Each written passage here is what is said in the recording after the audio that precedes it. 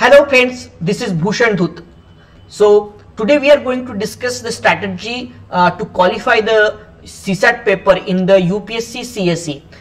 So as you know that this is the part of the prelims and a lot of students neglect CSAT paper, and that's why they are not able to clear the preliminary examination. So I always recommend students, so please don't neglect the CSAT. If you will neglect the CSAT, CSAT will neglect you. First I will introduce you with myself. My name is Bhushan Dhut and I'm educator. I have the teaching experience of more than 6 years in this field. So I have completed my engineering degree in electrical, electronics and power. I have two years work experience in a German MNC, that is in Siemens Limited. Then I have resigned from my job. I have prepared for the several years for the UPSC. At present I have my academy in Pune named Bhushan Dhut Academy. I am also an author of the book named CSAT Comprehensive Manual, and I am the guest faculty at SIEC, State Institute for Administrative Career, Mumbai, and also Yashoda, Pune. Again Savitribai Phule Pune University Competitive Examination Center, and also the government run institutes like government pre-IS training centers, Aurangabad, Nashik, Nagpur, Kolhapur and Amravati.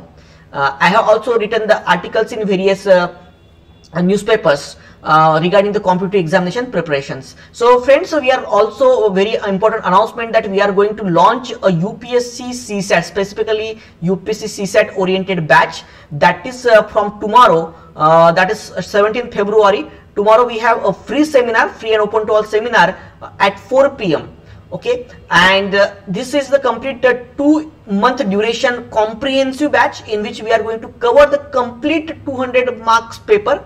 As आप बोलोगे कि भाई ये तो केवल qualifying paper तो 67 marks ही मिलाने हैं, ठीक है 67 मार्क्स मिलाने हैं, लेकिन जब आपका प्रिपरेशन जो है वो 200 मार्क का रहेगा तभी आप अगर ऐसा सोचोगे कि 27 क्वेश्चन होते हैं 80 में से, ओके अगर क्वालिफाई करना है तो, लेकिन 27 करेक्ट आने के लिए आपका अटेम्प्ट जो है 55 के अबव होना चाहिए. तो प्रिपरेशन तो आपको पूरा करना है. जो लोग कुछ सिलेक्टेड करके जाते हैं, पिछले 2 साल से जो लेवल बढ़ गया है, okay as you know that the level of the difficulty of the CSAT paper is increasing day by day, and that's why lot of student those who have scored a very good marks in the GS paper.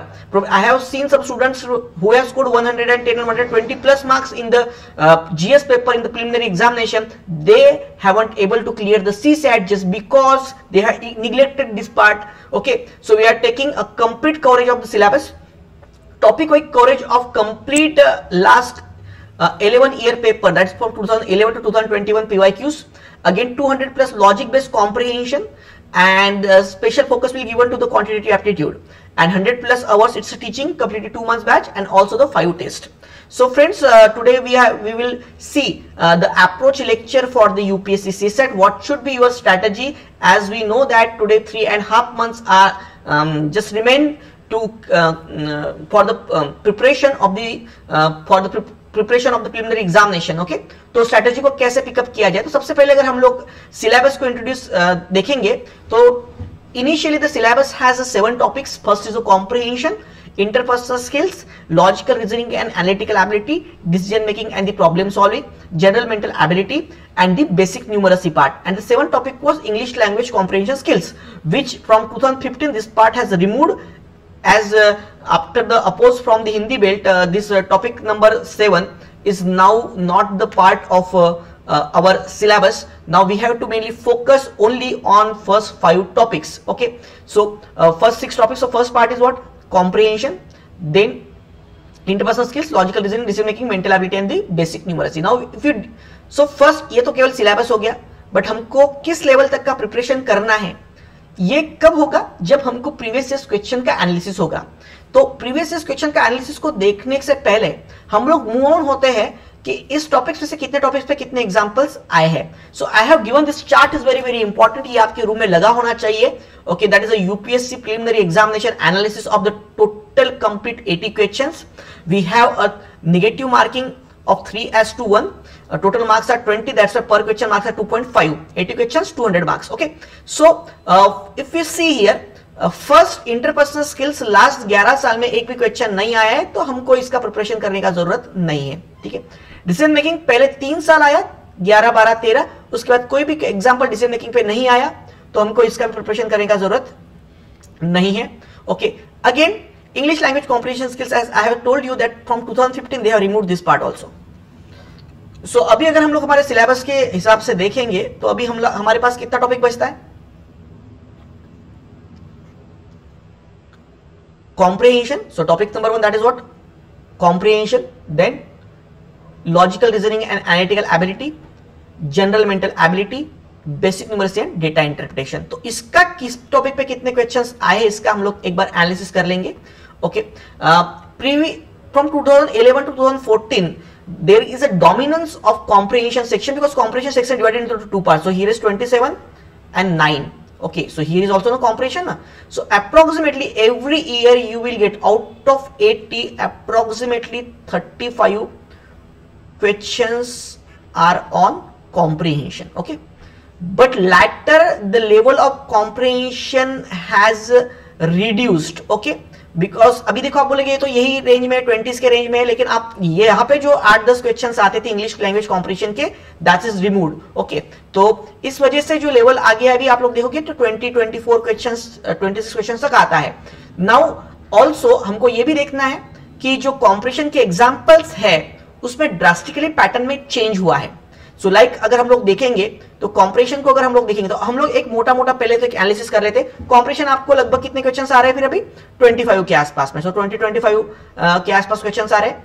उसके बाद reasoning को अगर हम लोग देखेंगे तो reasoning का जो लेवल है, जो पहले रीजनिंग हमारे सिलेबस में 2 पार्ट में डिवाइडेड है. एक है जनरल मेंटल एबिलिटी और दूसरा है logical reasoning and analytical ability, जिसे कई लोग इसे भी रीजनिंग मानते हैं. मैं यूजुअली क्रिटिकल रीजनिंग का जो कुछ पार्ट है उसको लॉजिकल रीजनिंग के सेक्शन में लेता हूं. जनरल मेंटल एबिलिटी का जो पार्ट है जो हमारा जनरल रीजनिंग है उस पे लेता हूं. तो रीजनिंग अगर इन दोनों को मिला दिया जाए तो approximately every year we will get 25 questions on reasoning. Okay, so लगभग 25 क्वेश्चंस रीजनिंग पे आते हैं. और बेसिक न्यूमरेसी एंड डीआई जिसे हम लोग क्या कहते हैं, मैथ्स कहते हैं. ओके, सो फ्रॉम पहले तो मैथ्स बहुत कम आता था क्वांट का सेक्शन, बट अभी उसके बाद में 15, 16, 17 को बहुत ज्यादा इंप्रूव हुआ, 25 के आसपास क्वेश्चंस आए. बट सबसे बड़ा सडन सेटबैक जो बैठा वो बैठा 2020 में, because lot of student have an approach कि बस कौन के कुछ मिनिमम टॉपिक ही करके जाना है. हम लोग रीजनिंग को हमारा पहला प्रायोरिटी रखते हैं क्योंकि रीजनिंग कंपैरेटिवली मैथ्स थोड़ा इजी आता है, and we will focus some questions on comprehension. But the biggest setback it is what in the year 2020 where 42 questions are from quantitative aptitude section. Okay, this is also known by the name basic numeracy and the DI section. तो कितने questions आए थे इस topic से? 42 questions are from this topic. Okay, तो इसलिए इस topic का बहुत ज्यादा रिलेवेंस है क्वांटिटेटिव एप्टीट्यूड का इस पेपर के अंदर. तो हम लोग अगर एक ओवरऑल एनालिसिस करें तो अभी हमारे इसमें टोटल 7 टॉपिक्स दिए थे, उसमें से 3 टॉपिक्स को हमने रिमूव कर दिया गया. तो अभी हमारे पास बचे हैं ओवरऑल कितने टॉपिक्स? There are 4 topics. तो अभी हमारे पास कितने टॉपिक्स है? There are 4 topics. इस 4 टॉपिक को भी मैं डिस्ट्रीब्यूट करता हूं. तो फर्स्ट टॉपिक हमारा आया है comprehension. Then the second topic is what? Reasoning.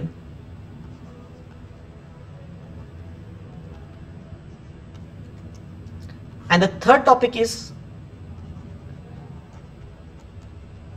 Maths, और जिसे हम क्वांट कहते हैं या हम लोग बेसिक न्यूमरेसी एंड डीआई कहते हैं. Okay, so every year approximately 25 questions are from comprehension, 25 to 30. Okay, again 25 questions on reasoning and 30 questions on quant. Okay, so अभी last 2-3 ईयर में मेरा ऑब्जर्वेशन है कि quant का लेवल बहुत बड़ा है और 42 क्वेश्चंस quant पे आ गए थे, इसलिए आपके पढ़ाई में पहला प्रायोरिटी क्वांट को दीजिएगा. वैसे तो तीनों इक्वली इंपॉर्टेंट है, ऐसा कुछ नहीं है. तो क्वांट को टाइम लगता है थोड़ा समझने के लिए. तो एक अगर आपको अभी से स्ट्रैटेजी स्टार्ट कर रही है तो मैं प्रिफर करूंगा कि पहले आप रीजनिंग थोड़ा समझने को इजी होता है तो रीजनिंग को ही पहले कीजिए, लेकिन कोई भी पार्ट आपको स्किप नहीं करना है इसमें से, ये ध्यान में रखिएगा. सो 25 क्वेश्चन, सबसे ज्यादा क्वेश्चन तो मैथ्स पे आते हैं एवरेज अगर हम लोग पिछले 2-3 साल का निकाले तो, और कॉम्प्रिहेंशन पे 25. तो 1/3 पार्ट अगर आप अज्यूम करें तो ये तीनों सब्जेक्ट मिलाएंगे तो आपका पूरा सिलेबस होगा. अगेन रीजनिंग को 2 पार्ट में डिवाइड किया है सिलेबस ने. एक है logical reasoning and analytical ability, जो सेक्शन नंबर हमने यहां देखा था. देखिए सेक्शन नंबर 3 है लॉजिकल रीजनिंग, ये कुछ क्वेश्चन है 11, 6, 7. ओके, और दूसरा है जनरल मेंटल एबिलिटी. तो ये जनरल मेंटल एबिलिटी मतलब क्या है? GMA, जनरल मेंटल एबिलिटी, जिसे हम लोग ओवरऑल रीजनिंग बोलते हैं. So that is what known as an reasoning. General mental ability means what, the blood relation example, direction and distances, sitting arrangement, series analogy and classification, puzzles. Okay, this all I consider this as a part of general mental ability, whereas logical reasoning and analytical ability I usually take critical reasoning part. So critical reasoning part, okay, ये जो part है ये आता है logical reasoning के अंदर. So like the questions usually if we refer the previous year paper, let's suppose take the question paper of 2021. In this paper, there are questions which are related with what? Assumptions, conclusion, inferences. इस level के कुछ questions जो कुछ होते हैं उसको कई बार हम लोग critical reasoning में लेते हैं, correct? So here, but usually while following this chart, so this is the part of what? Critical reasoning part. But these are also the part of what? Verbal ability only. So I usually relate. So when जब भी मैं batch में teaching करता हूं तो एक critical reasoning और comprehension को रिलेट करता हूं. तो ये पार्ट दोनों एक साथ होता है. मतलब एक्चुअली जो बेसिक फाउंडेशन है, what is an assumption, what is an conclusion, this all is dealing with the comprehension part. So now also you have to observe that in the name of comprehension they are just giving you critical reasoning part in the question paper.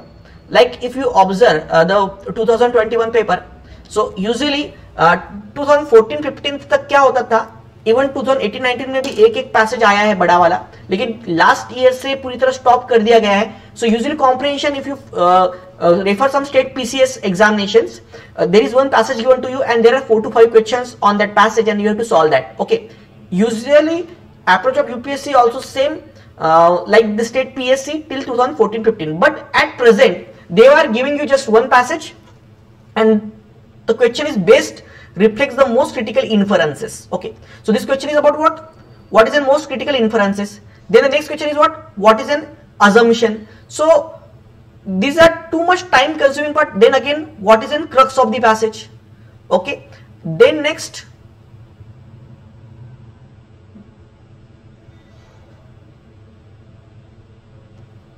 what are assumptions. Okay, then again there are some questions which are related with what is what implied in the passage, which message is what implied in the passage. Okay, so this all are the different patterns of the passages you are going to solve in examination. So each question has its different meaning. When the question is related with an assumption is a thing that is supporting to the conclusion.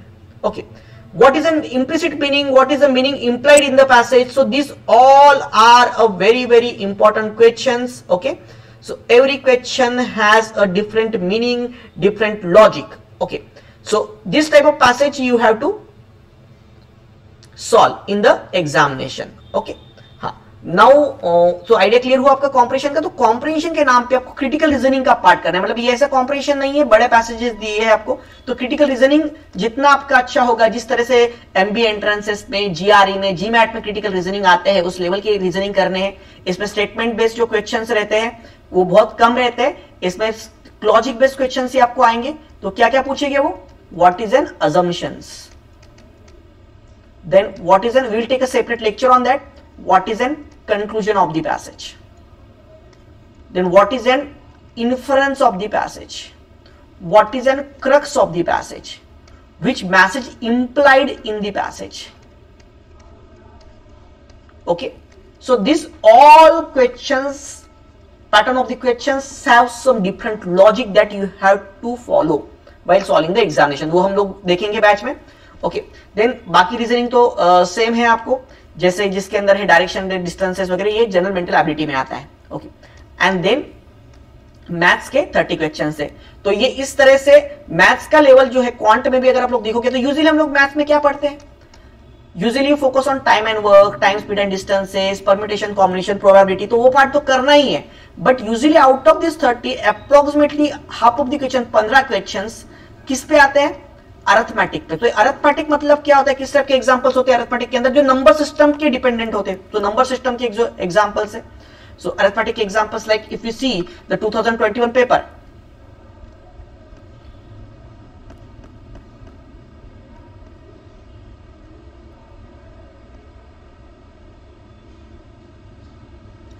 What is this?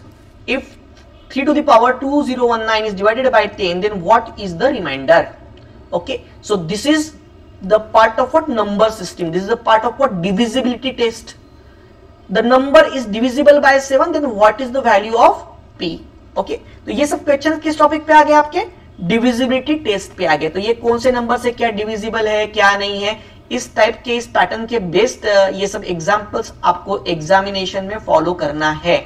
इसलिए इस type के example को आपको काफी focus करना होगा. So there is strong need to focus on arithmetic part also. Okay, तो ये ध्यान में आया आप लोगों को? ओके, तो इस तरह से आपको स्ट्रेटजी रखना है क्वांट को सॉल्व करते हुए. तो आधे क्वेश्चंस आपके नंबर सिस्टम के ऊपर आने वाले हैं, जिसके अंदर आएगा डिविजिबिलिटी टेस्ट आएगा, रिमाइंडर थ्योरम आएगा, देन अगेन उसमें क्यूब्स का पार्ट आएगा, cubes, okay, indices, okay, rule, algebraic expressions, algebraic equations and linear equation framing. Okay, तो ये जो पार्ट है इस पे आधे क्वेश्चन आएंगे, और आधे क्वेश्चन बचे हुए जो रहेंगे वो रहेंगे फिर प्रॉफिट एंड लॉस पे, टाइम एंड वर्क पे, टाइम फील्ड एंड डिस्टेंसेस पे. ओके, तो आप उस पे तो फोकस करती हो, लेकिन साथ में ध्यान रखना है आपको थोड़ा जो क्रिटिकल पार्ट है नंबर सिस्टम का, उसके ऊपर भी आपको बहुत ज्यादा फोकस करना जरूरी है. ओके, तो अभी आप जब भी एग्जामिनेशन अभी प्रिपरेशन करोगे, तो अभी दूसरा एक इंपॉर्टेंट पार्ट है कि प्रैक्टिस बहुत इंपॉर्टेंट है एग्जामिनेशन का. जो हम लोग प्रिपरेशन करते हैं, so when we prepare for an examination of the UPSC, the practice is a very important. Within 1 or 2 weeks you have to solve at least one test, comprehensive test on CSAT. लेकिन कई लोगों का ये होता है कि भाई CSAT का पढ़ाई है ना, तो केवल टेस्ट सॉल्व करना है. बट मुझे बताइए, कभी आपने पॉलिटी बगैर पढ़े, लक्ष्मीकांत सर का बुक पढ़े या और भी कोई आप पॉलिटी को फॉलो करते हैं, डायरेक्ट क्वेश्चन सॉल्व करना स्टार्ट किया है क्या कभी जीएस में? तो सबसे बड़ा मिस्टेक आप क्या कर रहे हो कि आप स्टडी कर नहीं रहे हो सीसैट का, और आप केवल पेपर सॉल्व करते जा रहे हो. जिसका क्वांट बहुत अच्छा है, कई लोगों को ओवर कॉन्फिडेंस होता है कि I am an engineer, so why I need to, मैं तो क्वांट एप्टी जो है वो पढ़ा है. पर मुझे बताइए, आपने ऐसे कितने एग्जांपल्स है जो रिमाइंडर थ्योरम के सॉल्व किए थे? ओके, आप लोगों ने बेसिक न्यूमरसी के नाम पे केवल जो एप्लीकेशन बेस्ड टॉपिक्स होंगे उस तरह को सॉल्व किया है. कॉम्प्रिहेंशन आपने कभी भी critical reasoning based comprehension solve किया है क्या स्कूल डेज के आपके कॉलेज लाइफ के अंदर जब आप एप्टीट्यूड का प्रिपरेशन करते हो? तो lot of student have misconception and that's why their over confidence, due to just their over confidence and their neglection, they are not able to clear the paper. So first you must focus on what? Reasoning part. Reasoning को complete कर दो आने वाले 15 दिनों में. सो 15 days जो है आपके इस मंथ के 15 to 20 डेज, तो हम लोग टारगेट रखेंगे लगभग 5th ऑफ द मार्च तक आपका रीजनिंग कंप्लीट होना चाहिए. एवरीडे 2 आवर देंगे आप तो कंप्लीट हो जाएगा. ओके, देन नेक्स्ट आइएगा आप मैथ्स पे. मैथ्स करने को लगभग आपको लग सकता है अप्रैल मिड तक. मैथ्स को डिटेल में करना होगा. सो अप्रैल मिड तक आपका क्या होगा? मैथ्स होगा. एंड देन आएगा कॉम्प्रिहेंशन का पार्ट. कॉम्प्रिहेंशन, ओके, सो ये अप्रैल एंड तक आपको कंप्लीट कर देना है. ओके, इस तरह से आपका स्टडी प्लान होना चाहिए. साथ में एवरी वीक एक टेस्ट आप सॉल्व करोगे. ओके, हर 10 दिन के अंदर एक टेस्ट तो आपका सॉल्व होना ही चाहिए. Okay, so now while solving the examples I usually prefer, please give first, सबसे पहले तो आपके पास जब पेपर आएगा या आप कोई प्रैक्टिस पेपर सॉल्व करोगे, पहला 5 मिनट एनालिसिस को दीजिए कि कहाँ मैथ्स का पार्ट आया है, कहाँ रीजनिंग का पार्ट आया है, कहाँ इंग्लिश का कॉम्प्रिहेंशन का पार्ट आया है. I usually prefer to take comprehension. बहुत लेंदियर आ रहा है आजकल, बहुत टाइम उसमें जाता है, तो इसको लास्ट प्रायोरिटी पे आप रखिएगा. तो 5 मिनट पेपर को एनालिसिस दीजिए, बिकॉज कॉम्प्रिहेंशन लेंदियर भी बहुत है, okay, as compare to the maths and the reasoning. So after 5 minutes give first 50 minutes to maths and reasoning. First 50 minutes you will give to the maths and reasoning. Okay, then give 25 to 30 minutes. 30 minutes पकड़ लीजिए. 30 minutes to comprehension. Okay, तो कितना हो गया? 85 minutes. ठीक है, 85 minutes है। अभी आपके हाथ में कितना मिनट है? आपके पास है 35 मिनट्स। कितना समय है आपके पास में? आपके पास 35 मिनट्स है बचा हुआ। अब आप डिसाइड कीजिए कि आपको कौन सा पार्ट इजी लग रहा है। आप कॉम्प्रिहेंशन को ही कंटिन्यू करना चाहते हो या आपको मैथ्स रीजनिंग पार्ट इजी आ रहा है तो उस पर शिफ्ट होना है। किसी भी हालत में आपका अटेम्प्ट जो है वो 55 के बिलो मैं प्रीफर करता हूं कि नहीं होना चाहिए। सो अप्रोक्सीमेटली आपका अटेम्प्ट 55 प्लस ही रखिएगा एग्जामिनेशन में। कभी भी ऐसा मत सोचिए कि 27 ही क्वेश्चन करेक्ट आने, लेकिन उसमें से करेक्ट कितने आएंगे हमको तो, हम लोग जब सॉल्व करते हैं तो हमारा आंसर हमको तो प्रेफरेबली करेक्ट लगता ही है, बट वो यूपीएससी को लगना चाहिए ना, वो इंपॉर्टेंट है।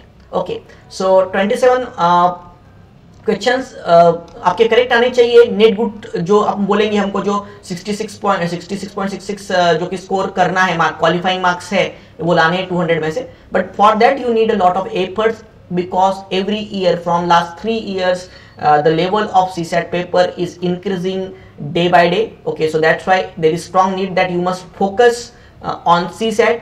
So अभी समय आ गया है। मैं यूजुअली पहले बोलता था कि लास्ट 3 मंथ जो है वो सीसैट को दीजिएगा 2-2 घंटा, लेकिन अब मैं प्रीफर करता हूं कि अभी सही समय है, आप लोग स्टार्ट करेंगे। अभी हम लोग ऑफलाइन बैचेस को पुणे में स्टार्ट कर रहे हैं।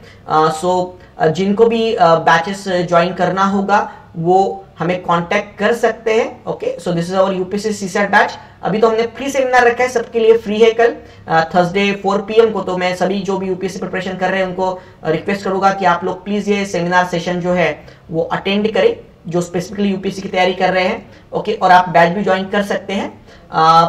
Again we are also launch, if you get the response, हम लोग ऑनलाइन भी जो बैच है उसका यूपीएससी सीसैट के लिए we are planning to launch that batch. The batches will be conducted in English medium only, so the content will be in English medium. I am preparing that, and again the teaching will be in bilingual, just like this seminar. I will teach you bilingual. Okay, so ये हमारा सब ये है। आपका feedback, ये chart बहुत important है। आपका फीडबैक कैसा लगा आप हमको बता सकते हैं, एंड आप लोग सेमिनार भी अटेंड कर सकते हैं। Okay, so thank you very much friends, thank you. और आप, हाँ, एक दूसरा बताना रह गया कि आप यूपीएससी सीसैट बाय भूषण दूत, ये मेरा टेलीग्राम चैनल है, इसको भी आप लोग ज्वाइन कर सकते हैं।